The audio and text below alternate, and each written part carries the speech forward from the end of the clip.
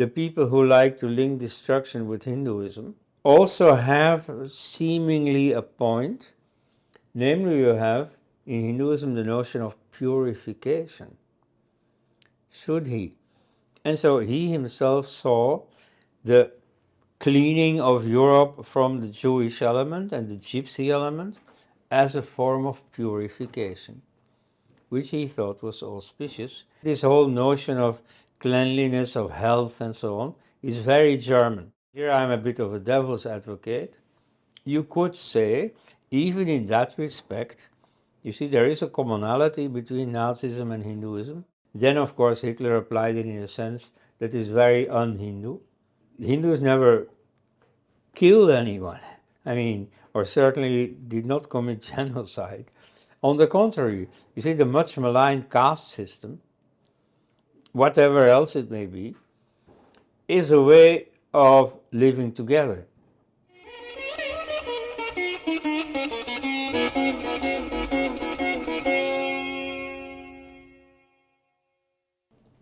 Namaste all the Sangam Talks viewers.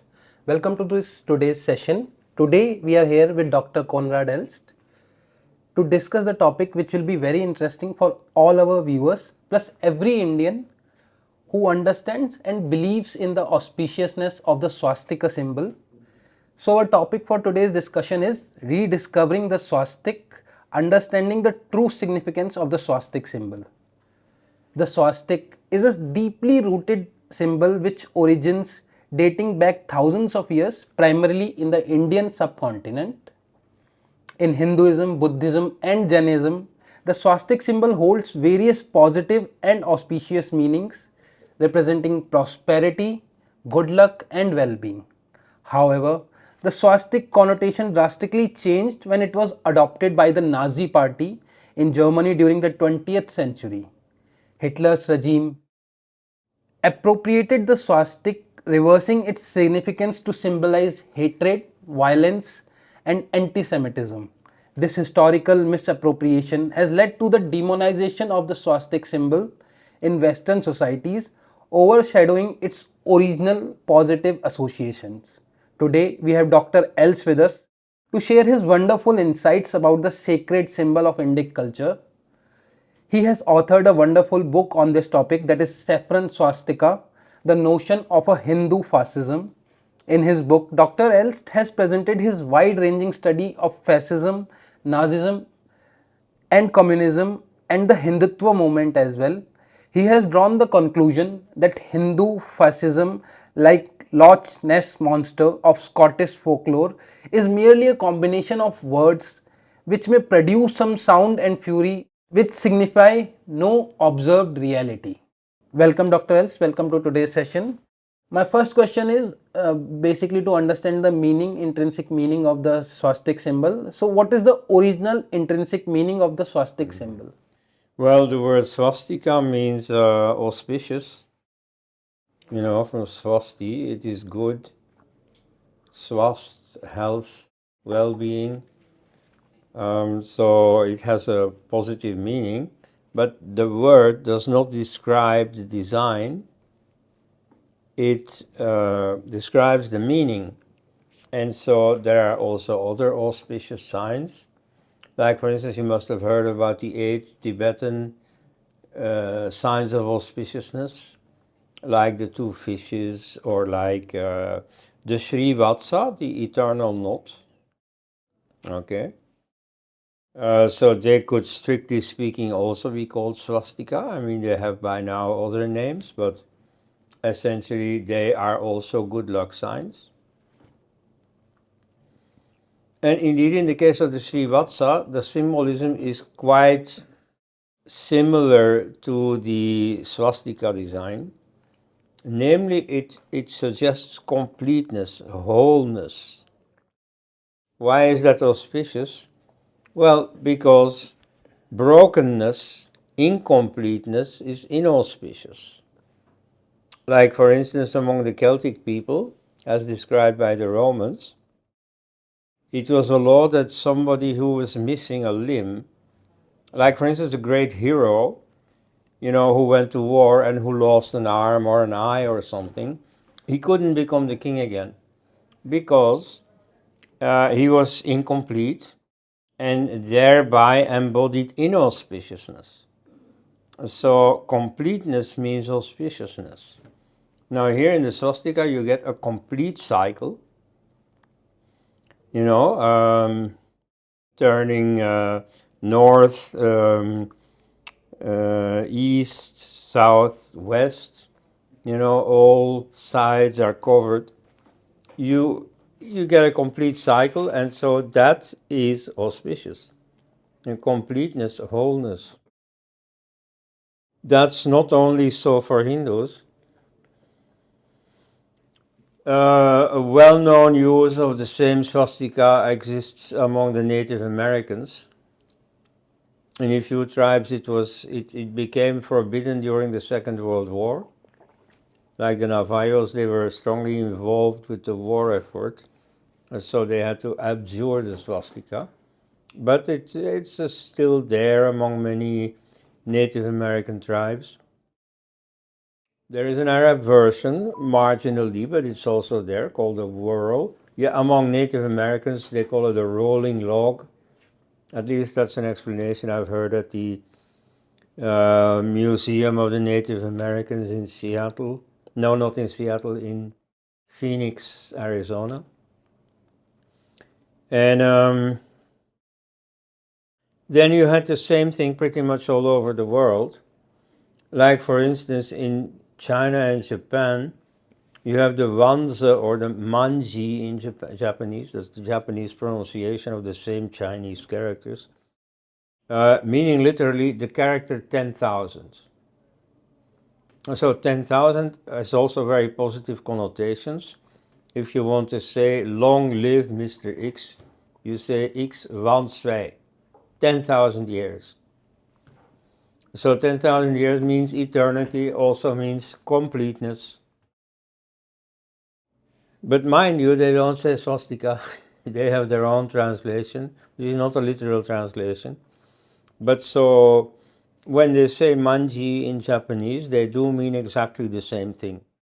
Now, that has not necessarily been brought to China and Japan by the Buddhists. Maybe it already existed earlier, because it existed in many places. Anyway, the use was very much propagated and spread by the arrival of Buddhism. So, and then there is Europe, where you had exactly the same thing. So it's especially in Greece, of which Hitler was a great admirer, by the way. In Troy, which was dug up by a German amateur archaeologist, Heinrich Schliemann. And so there, there were also swastikas galore. And then it also existed in the Baltic states, Finland, Estonia, Latvia, and Lithuania. And it always had an auspicious meaning. And I mean, of course, why else would people adorn their walls or their floors or so with this sign? Unless they thought it was something good. I mean, they're not going to put something ugly to look at all day. So that's the essential meaning, you see, is the cosmic cycles. It's like the cycle of the planets around the sun, which incidentally also says something about the sense in which the turning goes. You see, there is a notion around that the clockwise version is good and the counterclockwise version is bad. No, that's not true. You see, the clockwise version is the way you see the planets turn when you look from the northern hemisphere. And counterclockwise is what you see when you're in the southern hemisphere. Now, these hemispheres are not necessarily good or bad. The northern hemisphere happens to be where most civilizations started. There's a certain bias from habit in favor of the clockwise direction, but essentially they're both the same thing. the sense in which you see the planets turn, that's the sense of your swastika. So both senses are perfectly legitimate. So in the northern hemisphere, mostly you see the clockwise version, but not always. Like in Buddhism, especially, you often find the counterclockwise version in Tibetan temples, for instance. But so that's the essential meaning. You see, it's auspicious because it's complete. That's what's auspicious. So, what is the reason that Hitler decided to use swastik symbol? And was it as a Christian symbol, or was it there any other reason? Okay, that's two questions. The Christian thing we'll come to. What happened in his life? Well, you see, the swastika is a pleasing design. It's fun to look at, which is why it was used also in places where it had no specific meaning, but it was just ornamental, like on floors or walls of synagogues or of churches.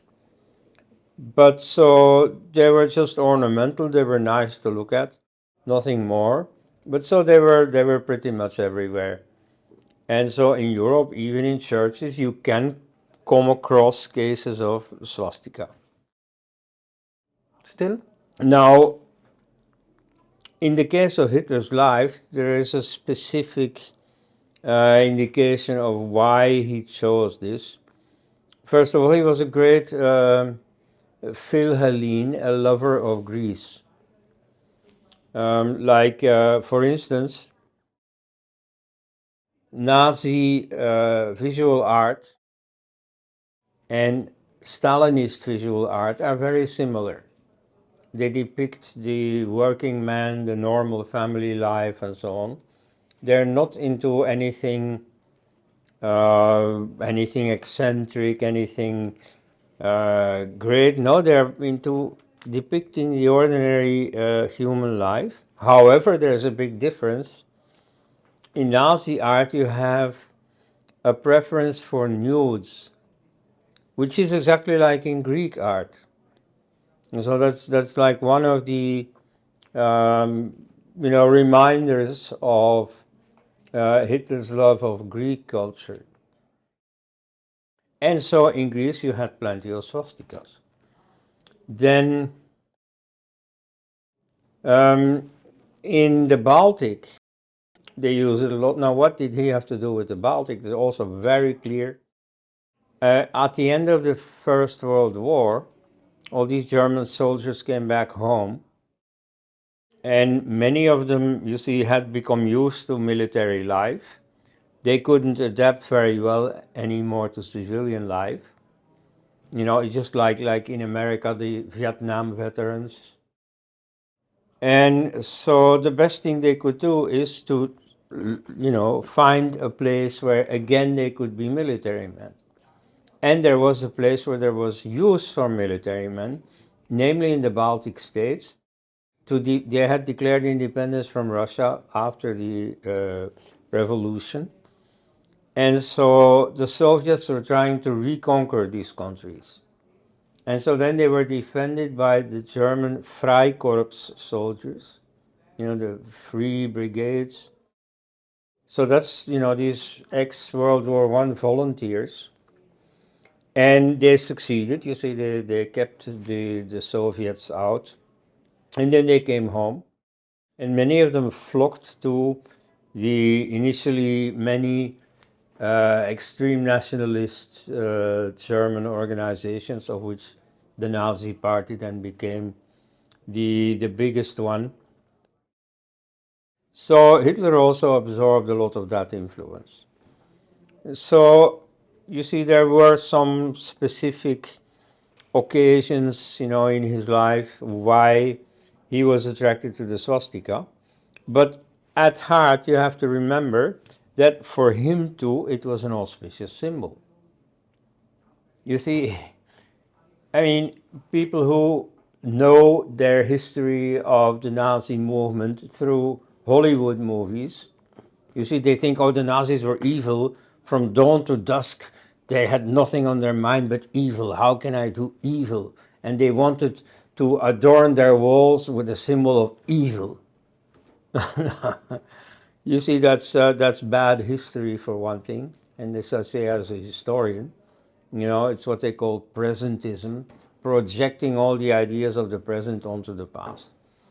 You see, in the 20s, 30s, very few Germans, and especially the whole electorate that had voted Hitler into power, or at least that had made him strong enough so that then an interplay of political parties did bring him to power. They did not have genocide on their minds. Indeed, you see in the elections of 1932, that were, the final stage before Hitler coming to power, the Nazi Party had toned down its anti-Semitism because they knew it didn't sell well among the masses. There were, extremists who liked this, but they were never going to be the majority. And so in elections, you need to, court the common people. And so this message of hatred was toned down a bit, and the accent was moved to solving the economic crisis, bringing peace on the streets, where there were many riots between the right and the left. The communists were also very active with militias. And so this attracted just enough votes to bring him to power. It's not a majority, but okay. Now, at that time, you see, the swastika was, he could have chosen a different design, but that's what it was, and this was just widely accepted. You see, there were no articles in Time magazine or the New York Times or so that were warning, oh, this is a symbol of evil. So to him, it was a symbol of good. And now, a great problem in human history is that many people who end up doing evil set out with the motive of doing good. And even while doing evil, they think they are doing good. Like, for instance, about India, Hitler was a great supporter of the British Empire. You see, he thought that the way the British dealt with the Indians was more or less how Germany would have to deal with the Soviet Union once it was conquered. And so he thought it was good. He thought it was for the best of everyone. And so he told Subhas Chandra Bose when they met that, what better thing could Indians wish for than to be ruled by the British? Because the British were superior, they were a superior race. They provided good governance that Indians themselves could never muster. That was his idea. And so even though it was a sort of oppression, nevertheless it was for the best of everyone. According to And the classic example given by the British and taken over by other outsiders, including Hitler, is of course the railway system. Later you got other things like the Westminster democracy, is also not native to India. But so the railway system, well, the Indians never could have designed that. That's, in fact, not entirely true, because the first railway in India, between, I think, Mumbai and Thane, was an initiative of an Indian businessman. And it's then later that the English said, yeah, this is a good idea, let's do it. So don't underestimate the Indians. Nevertheless, so Hitler thought he was doing good. Now, as for anti-Semitism, I think it's quite evil. But you see, what he thought was, well, Jews are responsible for many negative things. Like, for instance, what he saw as like the decadence in art, the rise of modernism. This is an idea that you find already in Wagner, the 19th century composer, who was greatly irritated at the work of Offenbach, a Jewish composer, which he thought, you see, was really the embodiment of decadence, against which the real, Aryan art had to be promoted. So you see, Hitler thought something similar. He thought he was doing good by eliminating Jewish influence, which initially also was not an idea of genocide. You see, genocide only became thinkable when the war broke out. So initially they wanted to simply exile all the Jews, just like has happened before in England at some point, in France at some point, in Spain at some point. And so that was the initial idea, that, to make Europe free of Jews, but otherwise, you see, they have to fend for themselves somewhere else. Like you had the Madagascar plan, sending them to Madagascar or to Uganda. The Russians have the same plan, you see, to send them to Birobidzhan, which is somewhere far away in Manchuria, very far away from the power center of the Soviet Union. Stalin thought of those things. And I think today it's still officially a sort of a Jewish homeland. And in fact, in the rhetoric of the Palestinians, you hear it often again, but the Jews have already a homeland. In Birobidzhan, why Israel? You said, let's get them out of Israel. Yeah, well, so there are a number of influences why this escalated to the idea of genocide. Now, the genocide, of course, is very real. No, I mean, I know there are people who deny all this, negationists, but so they are mistaken. I mean, you may occasionally find a few details where the official historians are mistaken. That's normal in history, that you continuously correct, improve your history. But the idea that there was a very systematic, intentional plan of exterminating the Jews, that is a reality. But that Holocaust did not start when the Nazi movement started, and when the swastika was chosen as the Nazi flag. That took place in about 1941 to 1944. And so that followed from the war circumstances. You see, one bad thing about the war is that it exacerbates all negative things. You see, people who in the beginning are fighting, become very much more zealous in their enmity for each other. You see, in the beginning, you go to war, like in 1914, they went to war with a flower in their rifle. But then you see, when the war really starts, you see next to you your comrades dying. Then you become angry, you become more resentful, and so on. And so that's more or less what happened, to some extent also on the other side. Like, for instance, some years ago, there was a commemoration of the British bombing of Dresden. And so many historians in Britain said, yeah, well, this was, it's understandable in war circumstances, it was not a good thing. And so some Anglican clergymen gave the correct insight about this, namely, because of years of warfare, we had all been so brutalized that, you see, this thing of just wiping out the whole city became thinkable, became like almost a normal thing to do. So this, overdrive happened with the Nazis. But so when that happened, the swastika was already for 20 years in use. I mean, you can have a swastika without Holocaust, rest assured. And in fact, you Hindus know that better than anyone. So the swastika has been very unnecessarily demonized. The swastika is not responsible for the Holocaust or for other evil that the Nazis have done, like the persecution of the Gypsies, who are Aryans par excellence. You see, who speak an Indo-Aryan language, who came from India. And so, whom the Nazis, if they took their ideology serious, should have respected. And, the opposite happened.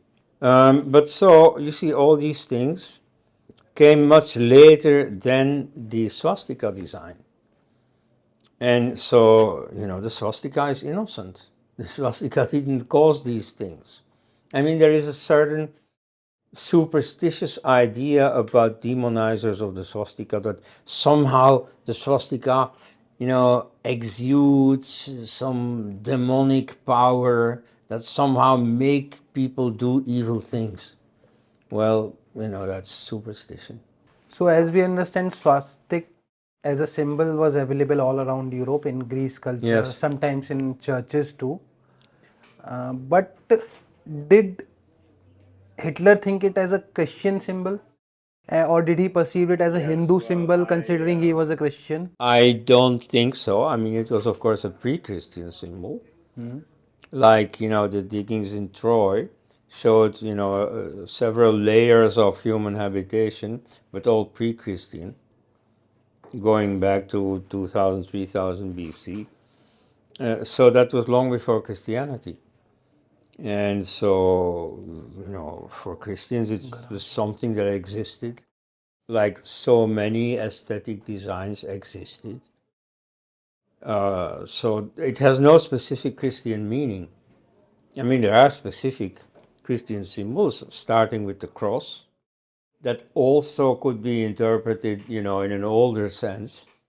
Like among the Celtic people, the cross was also a very important symbol, already since before Christianization.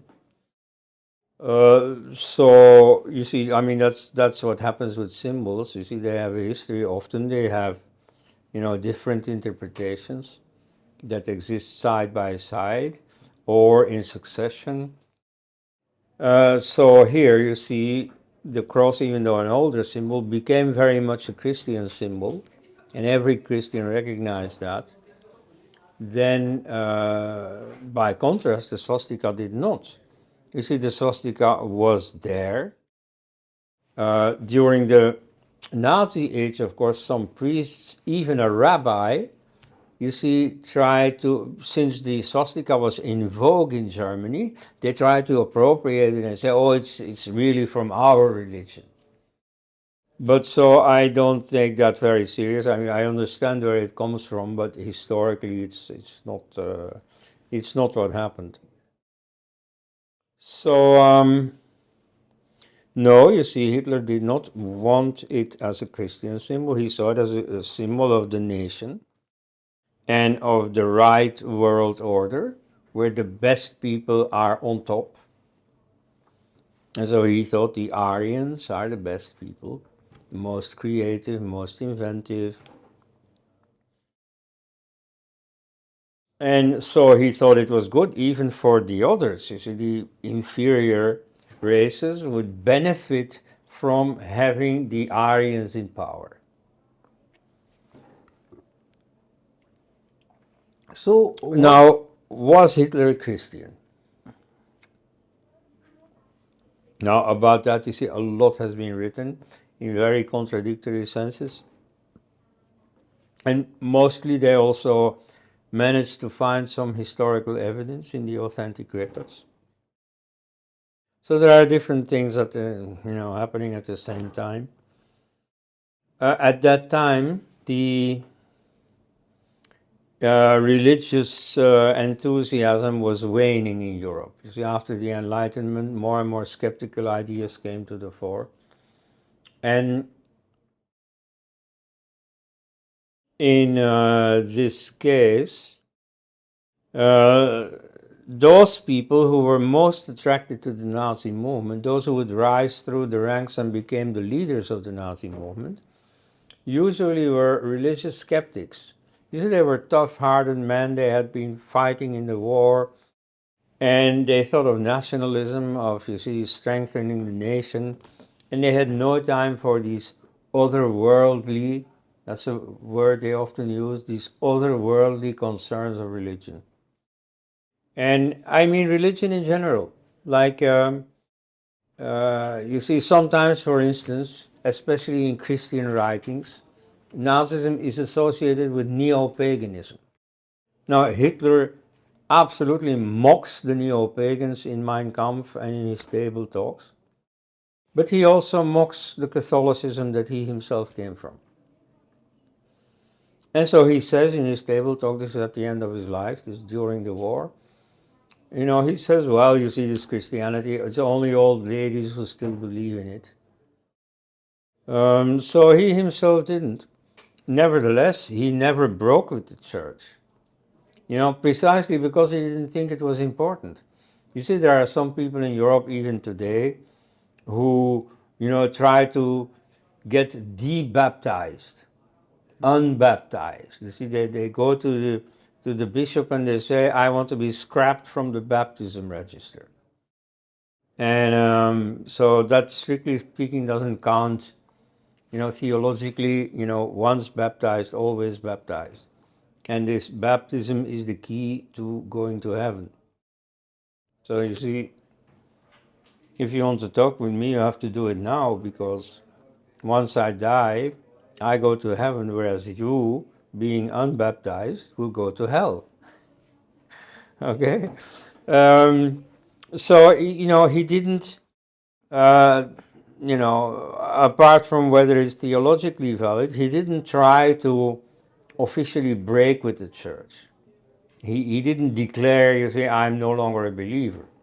In his table talk, in private circles, he mocked religion, but publicly he tried to please everyone.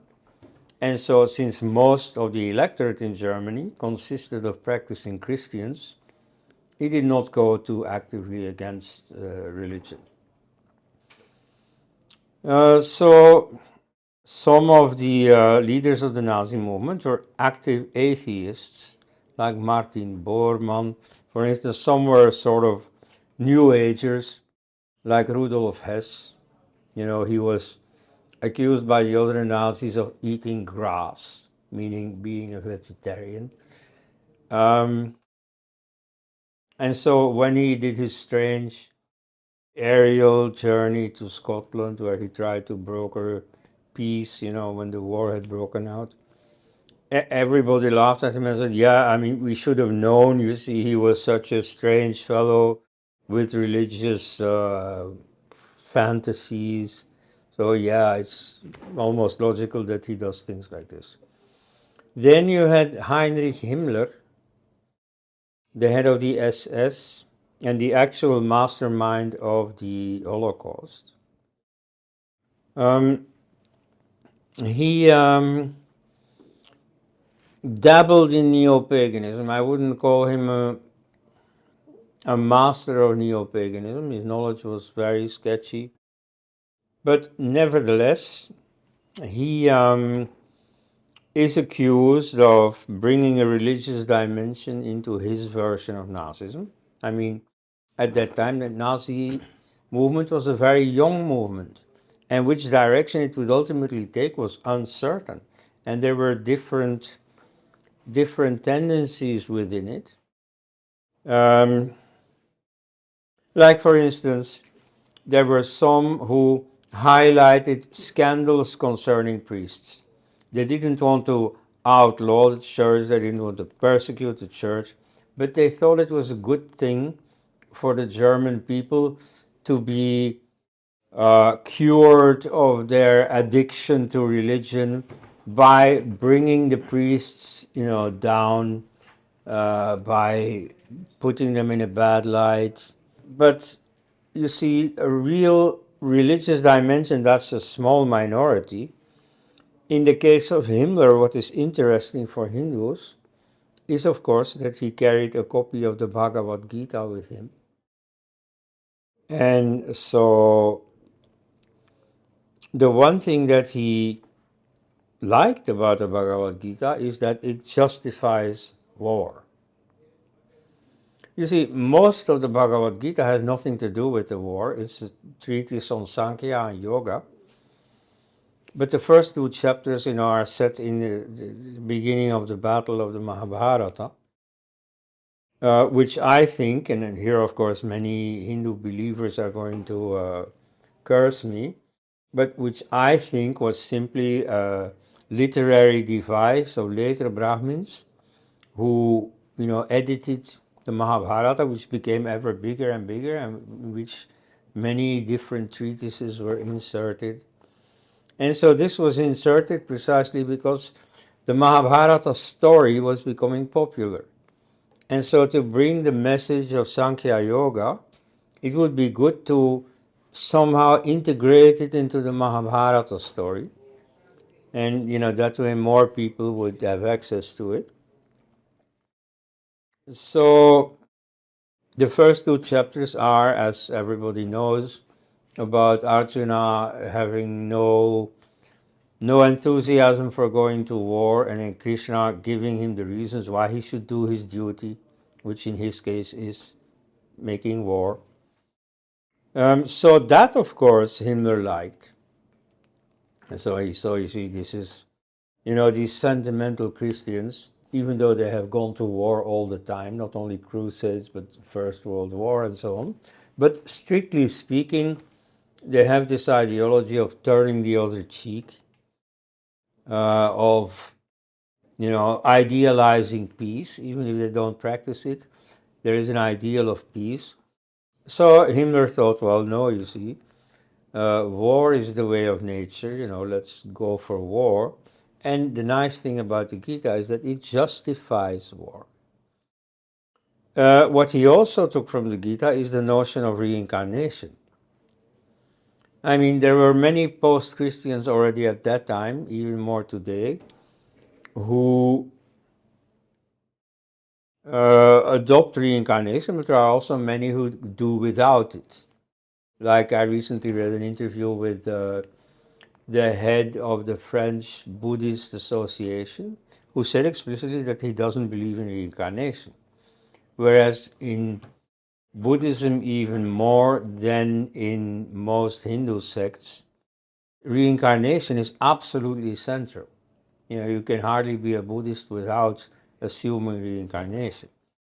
Anyway, so he believed that. He thought that he himself was the reincarnation of a medieval German emperor. And so he made a lot of it. And, the useful thing about believing in reincarnation, as explained by Krishna in the Gita, is that you're not afraid on the battlefield. And you're not stopped by scruples.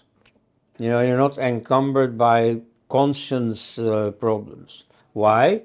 Well, you yourself don't have to be afraid to die, because you get reborn anyway. And you don't have to have any scruples about killing the enemy, because he too is going to be reborn. So you see, there is no dying, there is no killing. So some people with a military tendency like this. So that's a genuine problem. That's something you can think about.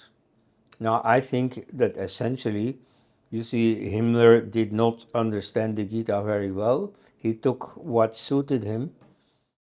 But I mean, I can understand that people feel that this is a topic worth discussing. This is complicated. It's not always what it seems, what meets the eye. So all those tendencies were there. So most Germans were still practicing Christians. They thought this was compatible with Nazism. At least before the war started. When the war started, on the one hand, many people were enthusiastic about the war. On the other, well, they hadn't chosen the war. On the generation of leaders in 1940 was the generation of soldiers in 1918. And so the last thing they wanted was another world war. If there had been a referendum in Germany, shall we go to war against Poland or not, it would never have obtained a majority. So Hitler was a tough nationalist, and so that's more or less the category of Nazism regarding religion. They were part of post-religious European civilization in the mid-20th century. Hitler was an ex-Catholic by conviction, even though organizationally he didn't leave the church, And he also wasn't thrown out of the church. I mean, the Pope, the bishops do have a tradition of excommunicating. They never excommunicated Hitler, which you can explain as a diplomatic move. They didn't want to antagonize Hitler because if you see, during the war, the Nazi camp contained Italy, Slovakia, Croatia, and so on, a number of Catholic countries. Most of the Catholic world in Europe was in the Nazi camp. Or at a distance like Spain, had been conquered for the nationalists essentially by the military help given by the Germans. And I mean, so they were like closer to the Nazi camp than to the Allied camp. So the position of the Pope at that time was to not to antagonize them too much, because that would act adversely on their own flock, Catholics, but also on Jews. You see, the Catholic Church protected many Jews. They hid Jews in monasteries and stuff like that. Or they gave, fake baptism to Jewish children to sort of subtract them from the Jewish community. So, I mean, it's all very complicated. You see, I don't like a simple explanation of this is where the Nazis stood, this is where the church stood. It was all very varied. At any rate, to come back to our main topic, you see, all this has very little to do with the swastika. I mean, the church was not identified with the swastika. The Nazis were identified with the swastika from a certain moment onwards.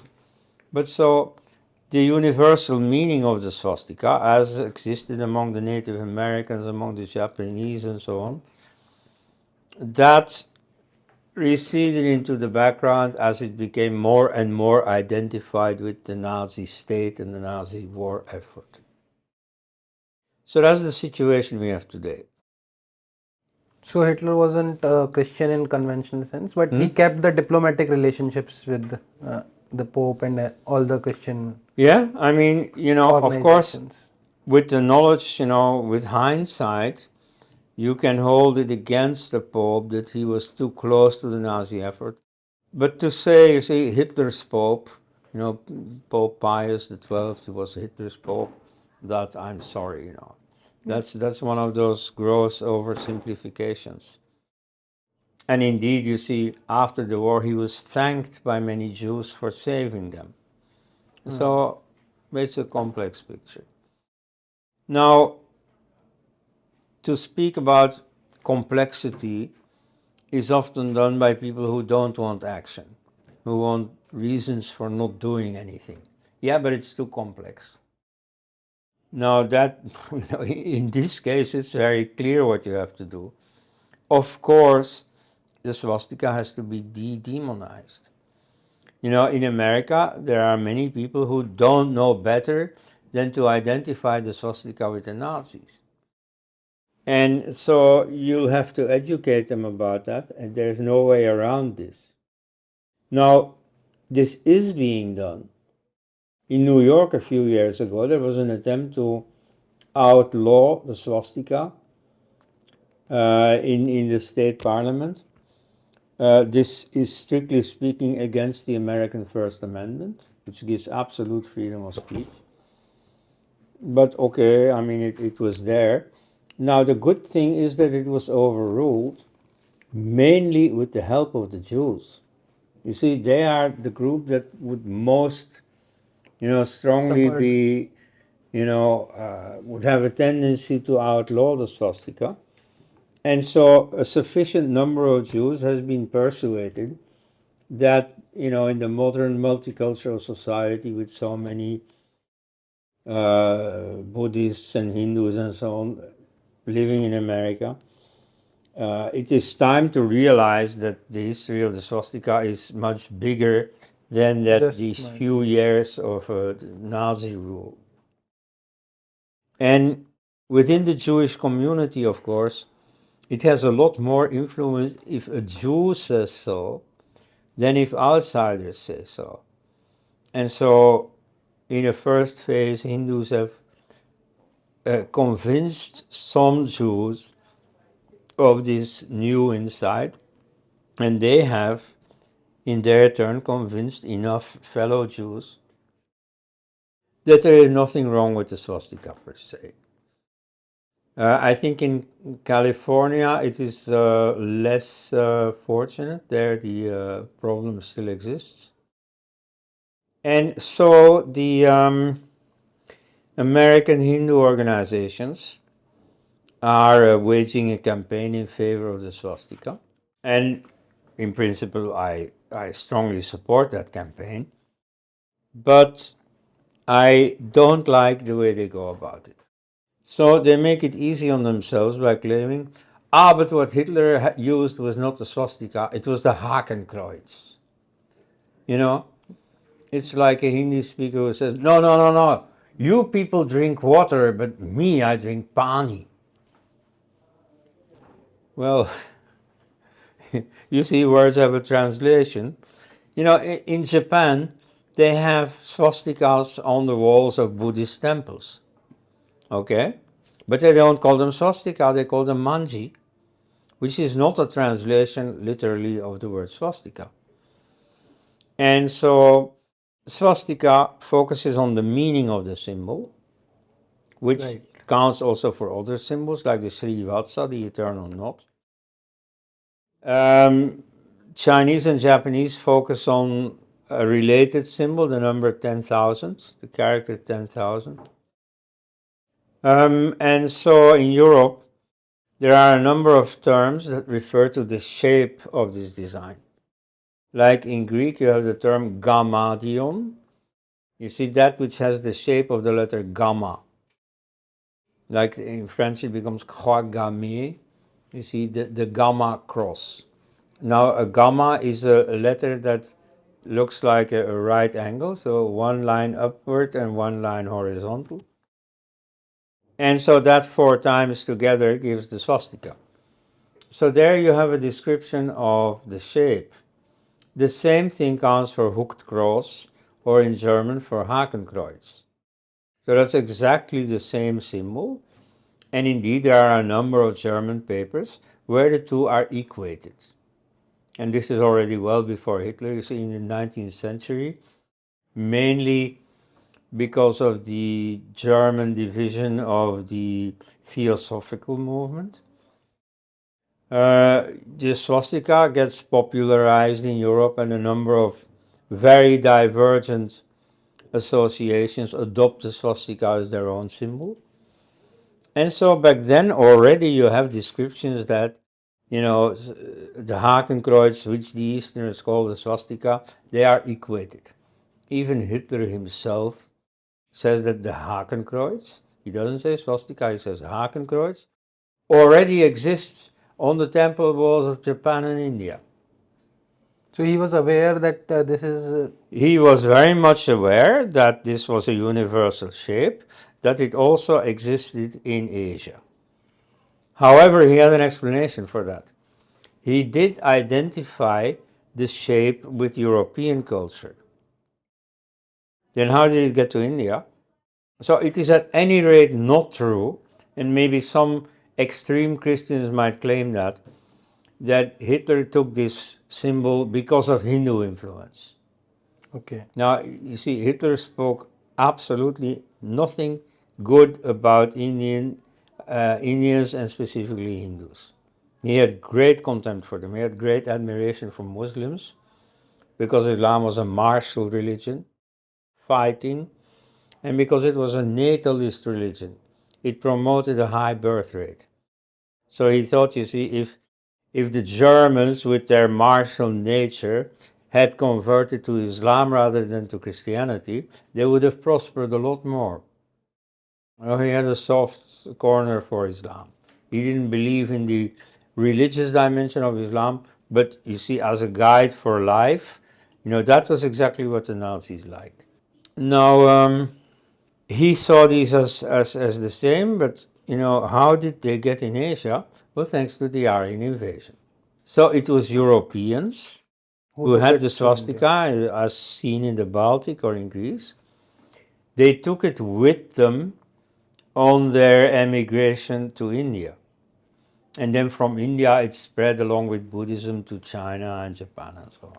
That's how Hitler saw it. So we know that that's a mistake. The swastika was already very much in India, and indeed there are archaeological diggings that show that in even the oldest Harappan cities you find swastikas. So, that was the knowledge in his day that Europe was the center and everything worthwhile in India came from Europe.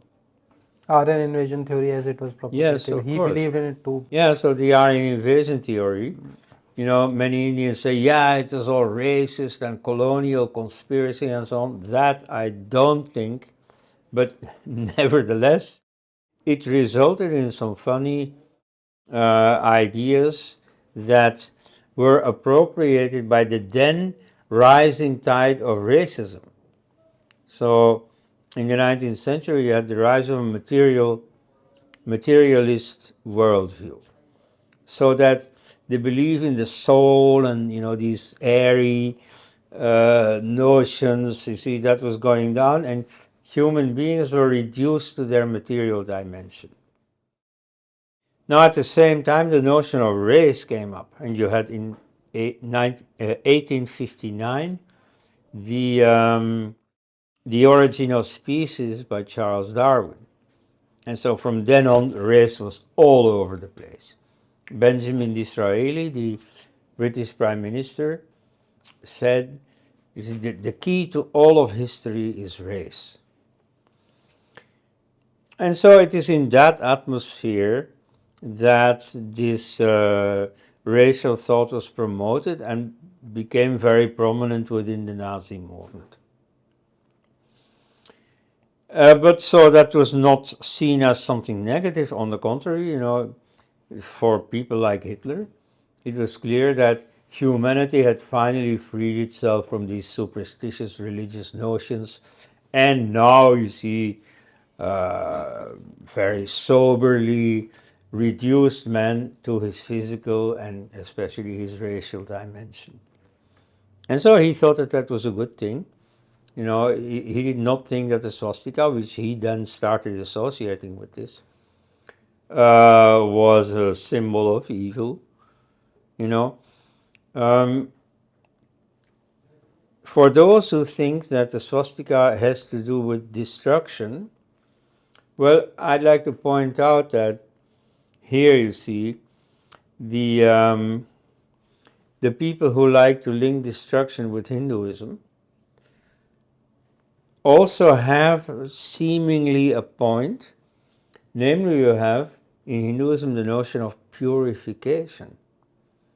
Should he? And so he himself saw the cleaning of Europe from the Jewish element and the Gypsy element as a form of purification, which he thought was auspicious, which Hindus also think is auspicious. It's part of an auspicious worldview to practice purification. Every morning you should purify yourself, okay? Which also is, in fact,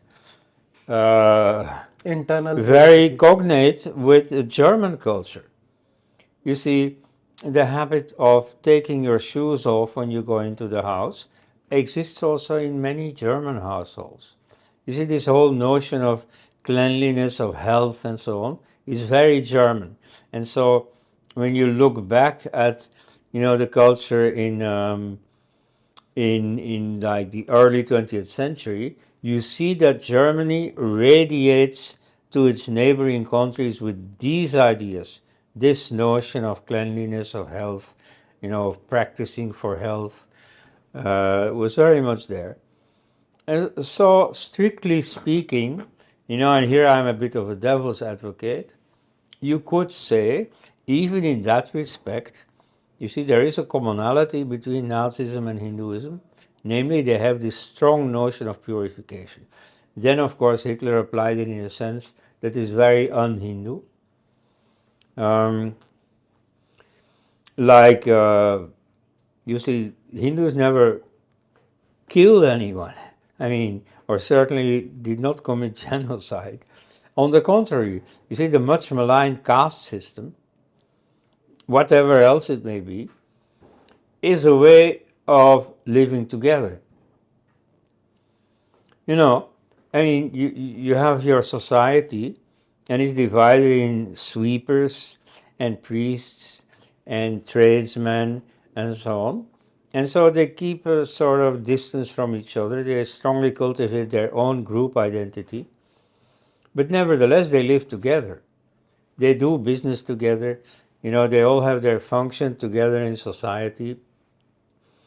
And so you have the famous parable of the body parts that are like the parts of society.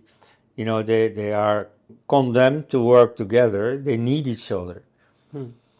And so they shouldn't strive to be equal. No, you see, in their own specific functions, they are useful for one another. All are equally important in a way. But so, you see, that is the Hindu way. You know, there may be inequality and so on. I don't hold a brief for the caste system. Nevertheless, it is absolutely different from genocide.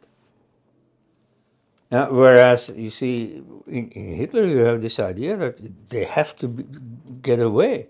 We can't live with the Jews or the Gypsies in some common society. We have to remove them.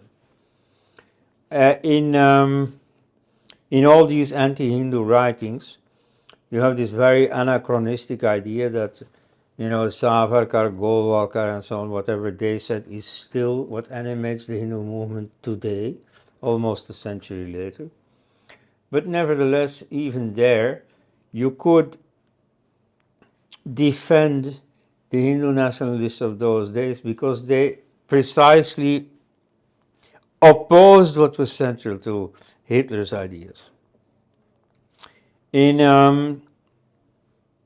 Golwalkar's famous book, We, Our Nationhood Defined, from 1938, it was in fact datelined a few hours before the Night of Broken Glass happened in Germany, which was a big pogrom against the Jews. So he didn't know about this. And he didn't know anything at all about the Holocaust, which had to start 2-3 years into the future. But you see, the interesting thing, well, one thing is that he's very much in favor of the Jews. And so when he goes scouting around among the democratic nations of Europe, the first one he mentions is the Jews. And, you know, very typical for the Hindu nationalists, he admires the Jews. And you see, the fact that they start working, at that time it hadn't succeeded yet, but they were working strongly towards creating a state of their own and reviving a language of their own. In India, you know, whatever they talk, Hindus don't succeed in reviving Sanskrit even as a common second language. The Jews went a whole step further. They revived Hebrew as the first language.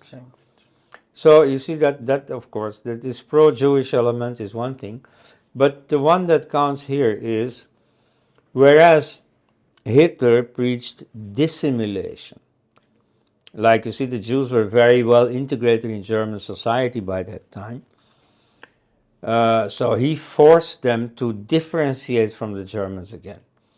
Like they were not allowed to wave the German flag. They were allowed to use the David star, the 6-pointed star.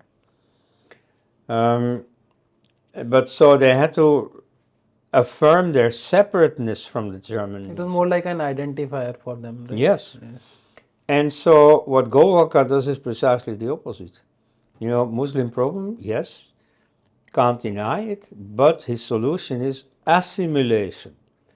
Make them Indian, make them more Indian, you see, make them more like us. And race was not a barrier, you know. I mean, after all, you know, racially there's no difference. You know, many Muslims have, in the strictly paternal line, you know, 20 generations ago, some Arab or some Turk, and otherwise, you said they fathered children upon a Hindu woman, maybe bought in the slave market, maybe captured, may be properly married, but at any rate, what counts here is that the children are already half Hindu. And then the second generation, they're 3/4 Hindu, and so on. So, for all practical purposes, Muslims and Hindus are the same race. Same DNA, as the present leader of the RSS says. So the situation in India is radically different from that in Nazi Germany, It always was. and fortunately so. So you see, to drag that Hindu symbol into the specific knots that the Germans tied themselves in is totally illegitimate. That brings me to my last question, Dr. Els. What advice do you have for Western Hindus aiming to counter the demonization of the swastik? Yeah, well, there is no easy solution, in the sense that you'll have this convincing to do. You have to explain to the wider society that the Nazi version of the swastika is something else than the swastika in India, or among the Native Americans, or among the ancient Greeks. And it so happens that it is very easy to demonstrate this. So you don't have to tie yourself in knots by claiming that Hakenkreuz is something else than swastika. This will not convince anyone. This is a typical case. There are more cases. It's a typical case where Hindus convince themselves and don't look at what the outside world thinks. They think they're very clever, but they're totally transparent. Everybody, understands what is happening. But instead, you can point to the fact that the Nazi swastika is a very specific swastika that no Hindu ever uses. The Nazi swastika has a color scheme with a black swastika on a white field with a red background. These are the colors, not of the Sankhya philosophy, where black is tamas, red is rajas, and white is sattva. No, you see, I mean, if people try to give another Hindu interpretation, this is simply false. These colors have a very well-known origin. They are the colors of the German imperial flag, under which Hitler fought in the First World War. Now, to choose black as a color is just something very un-Hindu to do. If you have a black and white print, it's difficult to avoid it. Then the swastika is in black and the background is in white. However, that's not the case here, because there's a red background. Clearly, he has the whole color scheme. He has red available.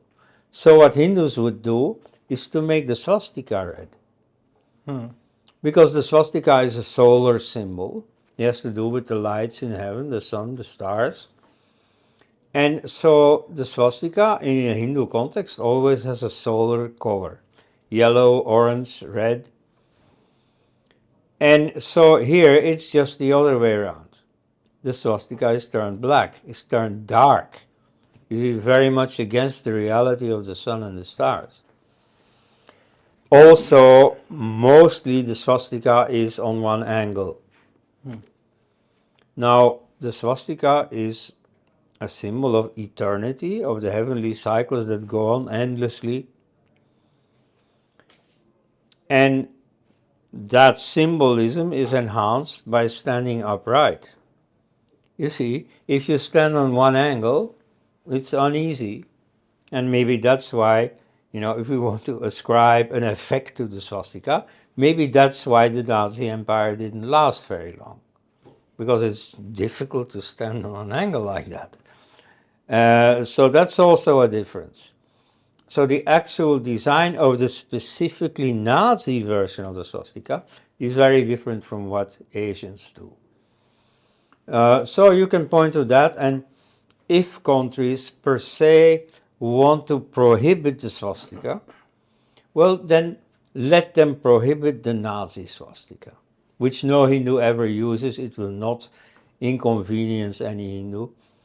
And so, yeah, I mean, I'm not in favor of prohibition. I'm in favor of free speech, but it's not so important. The Nazi swastika, if they want to prohibit that, well, yeah, let them.